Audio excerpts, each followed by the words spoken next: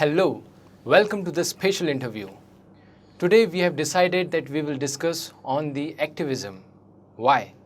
Because activism is the evidence of people which indicates that they are alive. In what aspects? Intellectually, mentally, morally too. The people who stands for or against any situation shows that they have any meaning to their life. Every other person has different ideologies to follow, and so they prefer for different types of activism. But what is important in activism is that it should has a clear vision, a clear ideology, and it should be done for a better, meaningful outcome. So on this topic only, our today's special guest who will be guiding us in this special interview is Dhiman Vijaymankar. Welcome to our show, sir. Thank you. He is the National President of Ambedkarite Party of India and a great academician. So let's discuss and start our today's interview. Sir, what is activism? Activism is something about, to bring a change in the world. That I will say activism. If you want to bring a change in the world, and if you are very much active and concerned about that, and if you act in accordance with that, then it is activism. Well, in activism, there are two things which is very important. It is said like that ideology and the leadership. So according to you, who has more importance? There should be free thinking, I feel so, because if there is no free thought, ideology is limited for a particular purpose. Ideology is not holistic. And if you want to seriously bring a change, if a larger change, if you want to bring a very narrow change, then okay, you can be confined to a particular thought. But if you want to bring a change in the whole country and the world, then you should be a free thinker. You should not be confined to ideology. And of course, leadership is very, very important because it's the pioneer of all this. So leadership is also very important. Is there any responsibility of followers of any leader? Is it there? Yeah, always there is a responsibility. Leadership is about leadership roles and leadership responsibilities. Can you elaborate that? What could be the responsibility? What exactly you want to do? The responsibility goes according to that. Suppose now, if you ask me that I am a leader of a political party, so my responsibility is towards the people of India. My responsibility is towards the policies that we have framed and designed. My responsibility is towards taking the people and country ahead. My responsibility is towards conducting my party in a proper manner to make the party successful. So it depends, the leadership responsibilities depend upon the role, the objective. You cannot just, have a same benchmark for all the roles of leadership. I am asking this because what we have seen in recent times that in any activism, leaders are there, but sometimes it happens that leadership becomes more important than the activism. So why this happens so?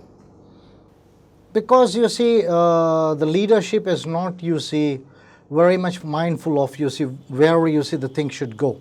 So sometimes it happens that leaders, if they are not mindful that what are their objectives and in which direction they have to move, then sometimes activism takes a secondary fiddle and leadership becomes a pioneering aspect. Is there anything to do with followers that they should look after any leader, that is he going good or is he going towards any false direction? If the objectives are much more proclaimed and if you're pursuing free thinking, then for the leaders as well as the followers, they're having multiple choices to go ahead. And they can test all these things. With this also, I want to ask you, sir, that is there any role of history in present activism? There is always a role of history and culture in present.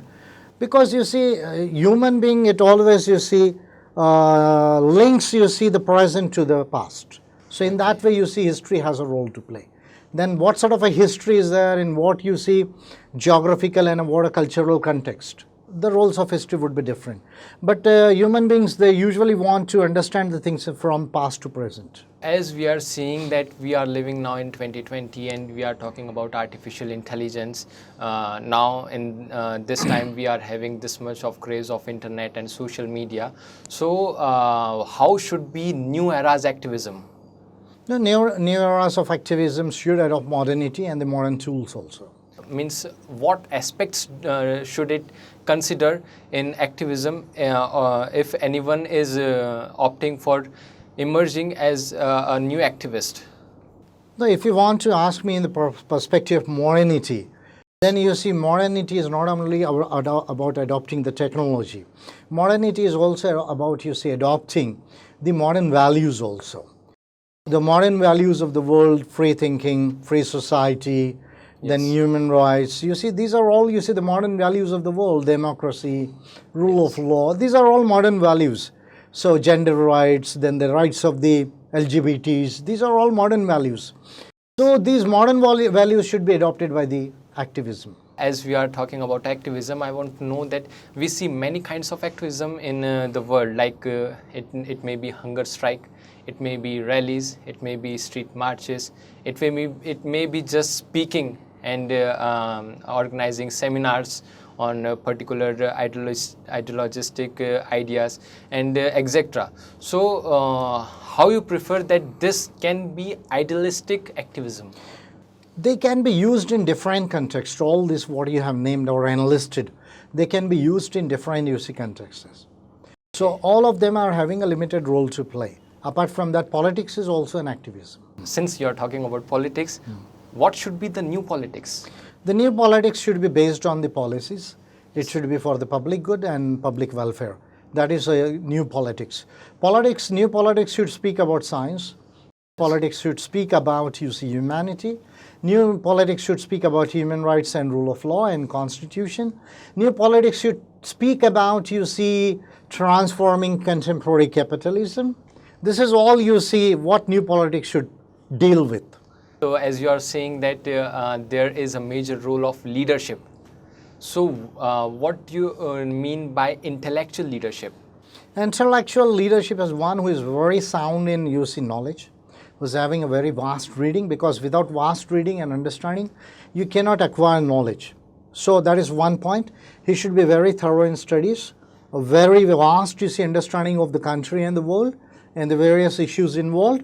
That is a major aspect of an intellectual leader. And he should be able to apply this knowledge and intelligence for bringing the change within the giving, you see, parameters and the tools available. Do you have any faith in intellectual leadership? Yeah, why not? An intellectual leader, if he's a humanitarian leader and scientific leader, will always prove to be a good leader. But if an intellectual leader, if he's not a scientific leader, if it is not a humanitarian leader, I don't consider him as an intellectual. He's a knowledgeable person, but not an intellectual.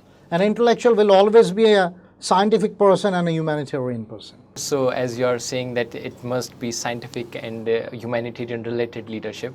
So I want to ask you, sir, that what type of activism can become successful? Because what we are seeing in past times that many people are doing activism, but they are not successful in that. So what type of activism should be adopted to be successful? Any activism today in the present world, if it is not being converted into the required political representation to become the lawmakers and the policymakers, it will not become successful. Because, you see, we are living in a world order whereby there is a constitutional democracy. Yes. There is a, you see, a rule-making process, there is a policy-making process, and the implementing process. So whatever activism you do, but it should translate into political representation.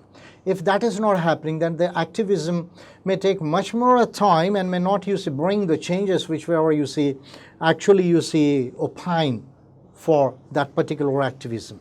With this only, I want to add and ask you that many people and many politicians only says that politics is not good. So why do they do so, and why do they say so to every party seminar and anything else? Why politics is very good. Good people and good parties and good policies make politics good.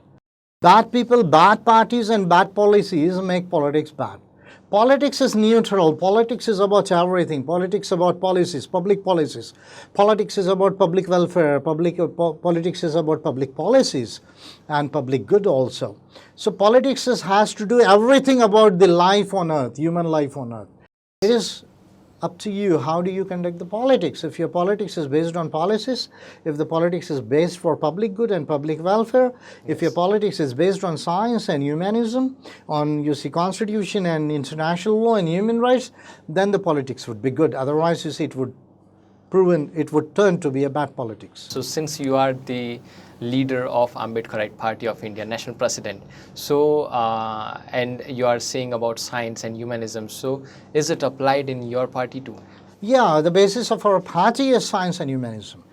Cosmic humanism is the basic of our party now. Okay. We have adopted cosmic humanism. It is a major, most important aspect for API now. What about the achievements have you made till now? See, as far as you see winning the seats, we have not been successful. Let me, you see, admit this. We are trying and we may win today or tomorrow. We are very much, you see, optimistic and confident about that.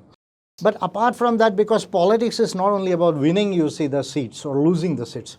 Politics is also about a discourse, a narrative that you have set in the country. So if you ask me about the discourse and narrative, and you see the constitutional methods and the methods of human rights that we have been using quite often now, because you see, I myself have prepared 16 bills and over 25 petitions. So if I summarize all these things, I can say that you see, in the future, you see, by 2029, there would be 900 member parliaments in Lok Sabha. We are going to increase our member parliaments. And already a new parliament is under construction. Within 2 years, it would be completed. It is called the Central Vista Project. And that exclusively increasing of MPs is happening due to me. After, you see, I gave the petitions, and after that, I prepared the bills and gave to the parliament. And you see, make this a public discourse in the country that India requires, you see, systematic and comprehensive electoral reforms. This is happening. This is point number one.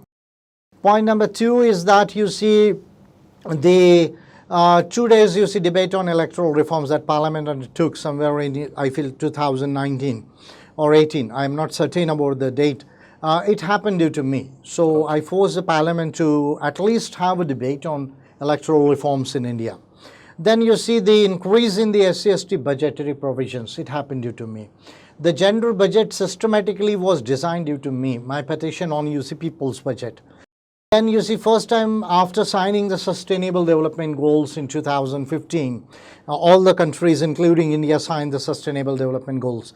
But we did not systematically budget it for the Sustainable Development Goals. That happened due to me.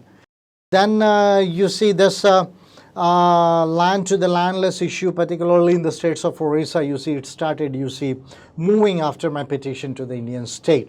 So these are, you see, some of the very, very major, you see, developments that happened due to my petitions. So how come this can be done? Because you are not you have not been elected till now. So how have you done these all things? I use the Human Rights International Law.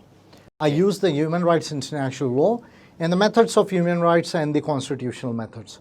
So by that, I was able to bring this limited, you see, achievements. So lastly, I want to ask you that how will you summarize that activism should be, because there are many, many individuals who are coming with greater ideas, but they are not having any spatial direction, or else they are not having that followership, and because of that they are getting depressed. So how will you guide them? You see, there may be a number of issues due to which you see activism may start or you see take place.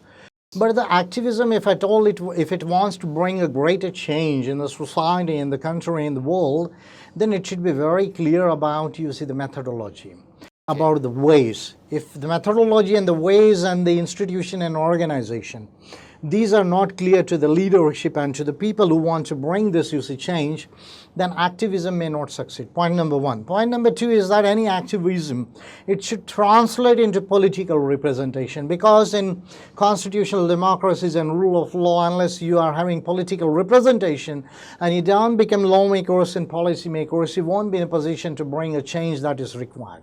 So these two things are very, very important. Third, I would say that activism should be very clear about science, about free thinking, about knowledge, and should apply, you see, science, free thinking, and knowledge for bringing, you see, the changes. So these three things are required.